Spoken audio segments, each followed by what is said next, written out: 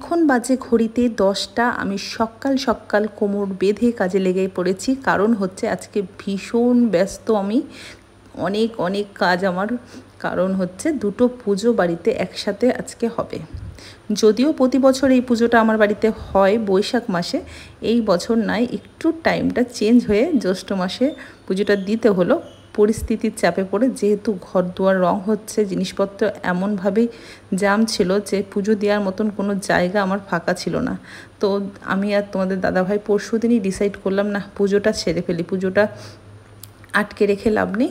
তো কোনো রকমভাবে সামনের ঘরটা, যেই ঘরটাতে আমরা থাকি এসি রুমের, সেই ঘরটাতেই নারায়ণ পুজোটা দিলাম, আর বাড়ির পুজোটা বাইরে হবে। তো যাই হোক, আমি এখন এডিট করতে বসছি। এখন বাজে রাত্রি 10টা 10। আমি জানি না এই ভিডিওটা তোমাদের কাছে আমি ঠিক টাইমে পৌঁছাতে পারবো কি না। সমস্ত পুজো কমপ্লিট করে এই জাস্ট বসলাম এডিট করতে। তো যাই হোক, ওইদিকে সমস্ত জামা কাপড় মেলে নিয়েছি, মেলে নিয়ে ঘরে চলে এসেছি। ঘরে এসে বিছনা টিছনা সমস্ত বাসি বিছনা ঝেড়ে ঠেড়ে আমি যাব হচ্ছে রান্নাঘরে। রান্নাঘরে গিয়ে আজকে সেরকম রান্নার কোনো চাপ নেই, আমি তো উপোস করব। আর ছেলের বাবা খাবে হচ্ছে ডাল, টক ডাল, আর হচ্ছে তোমার আলু ভাজা। এই দিয়ে আজকে ভাত খাবে। কারণ আমাদের বাড়িতে দেখেছো তোমরা যে নিরামিষ হয় না, কিন্তু আজকে আমি সবার কাছে রিকোয়েস্ট করেছি যে এমনিতে শনিবারে নিরামিষ খাওয়া উঠে গেছে বাবা মা চলে যাওয়ার পরে। তো আজকে যেহেতু বাড়িতে একটা পুজো, তো তোমরা কেউ আমিষ খেও না। তো তোমার দাদা ভাই তো জিম করে এসে ডিম ছাড়া চলে না, কিন্তু দেখলাম আজকে বলল ঠিক আছে খাবো না। Hello everyone, welcome back to my channel. চলে এসেছি আমি পিউ ফ্রম দুর্গাপুর। সবাই কেমন আছো? আশা করছি সকলেই ভালো আছো। দেখো, সকালবেলা সমস্ত কাজ তোমাদের সাথে শেয়ার করলাম, বাট আমি সকালে যে তোমাদেরকে গুড মর্নিং জানাবো সেটাই ভুলে গেছিলাম। তাই সবাইকে জানাই গুড মর্নিং। চলো নেক্সট কাজ দেখতে থাকো। কি নিয়ে এসেছো এত? সব কমপ্লিট পুজোর বাজার? তুমি কিটির খাবার আনো? ড্রামটা পড়ে গেল। ধর এগুলো রাখার জায়গায় পড়েছে তো? না, কিছু করিনি এখনো। লাগবে কোথায়? ঘরেই রাখবো। হ্যাঁ, ধর ধর ধর ধর ধর এইখানে ধর। ঘরটা জাস্তি করে নামাবি। কোথায় নামাবো?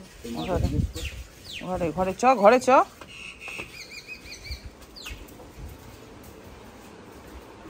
ঠাকুর ঘরের এই পাশে রাখো, ওখানে এটা মুছবো তারপরে।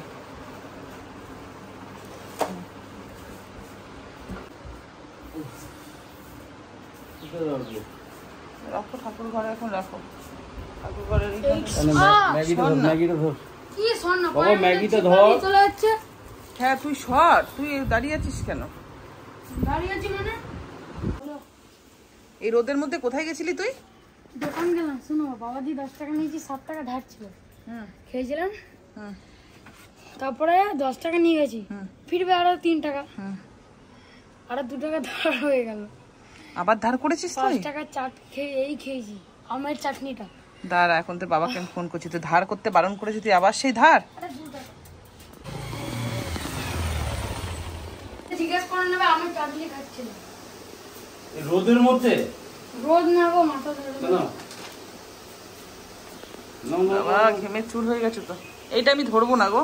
আচ্ছা এটা বাবা, এটা ধুয়ে ওই ছোট বাটিটা ওইখানটা রয়েছে। এখানে কিছু সাথে মেটার মিশাস না, এখান থেকে বাটি নিয়ে চলে যা রান্না করে।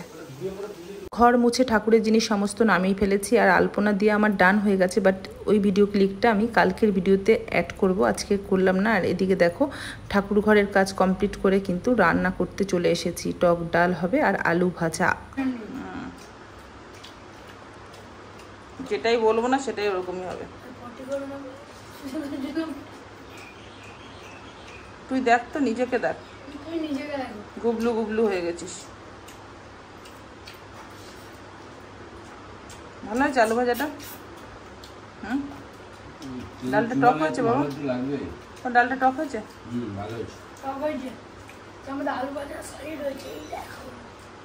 খা, খেয়ে নে।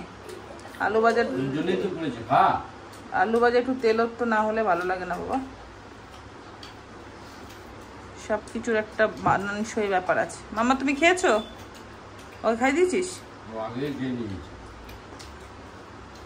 চলো খেয়ে নিক, বাড়িতে পুজো আছে, তোমাদের তো দেখাইনি এখনো।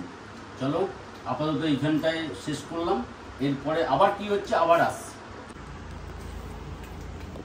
নারায়ণ পুজোটা ঘরে হবে আর বাড়ির পুজোটা যেহেতু বাইরে হবে, এদিকে দেখো তোমাদের দাদা ভাই এই তিরপলটা টানিয়ে দিল। খালি মানে খোলা আকাশের নিচে তো পুজো হয় না, তো এটা টানিয়েছে। এখন আমারও কাজ আছে, এই সাইড থেকে আবার একটু শাড়ি দিতে হবে ঢাকার জন্য। হ্যাঁ আচ্ছা ভালো হয়েছে। এবার লাইটটা বি লাগিয়ে দিই। হ্যাঁ আচ্ছা লাইটটা এরকম জায়গাতে লাগাই।